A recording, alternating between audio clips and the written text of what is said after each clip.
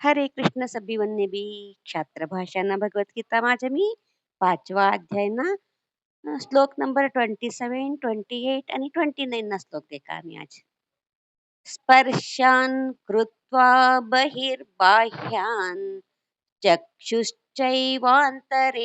भ्रुवोः प्राणापानौ समौ कृत्वा नासाभ्यन्तरचारिणौ यतेन्द्रियमनोबुद्धिः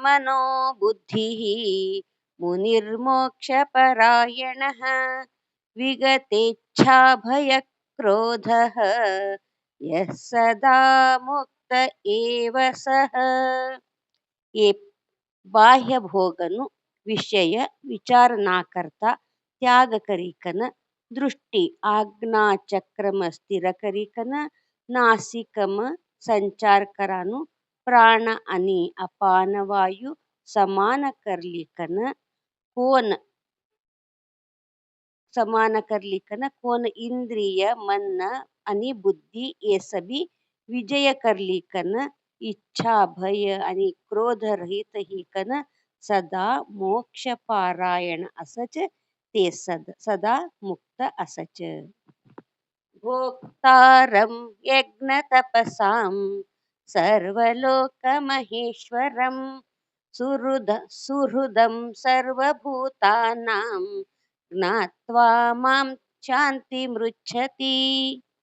कोण परमात्माने तपस्वी आणि यज्ञना भोगता कैकन आणि सभी जीवीवन्ना संगाट मित्रत्वती असणारो कवानो भावना करच तवने सभी वन्ने परम शांति प्राप्त होच. ओम तत्सदिति श्रीमद्भगवद्गीतासु उपनिषत्सु ब्रह्मविद्यायां योगशास्त्रे श्रीकृष्णार्जुनसंवादे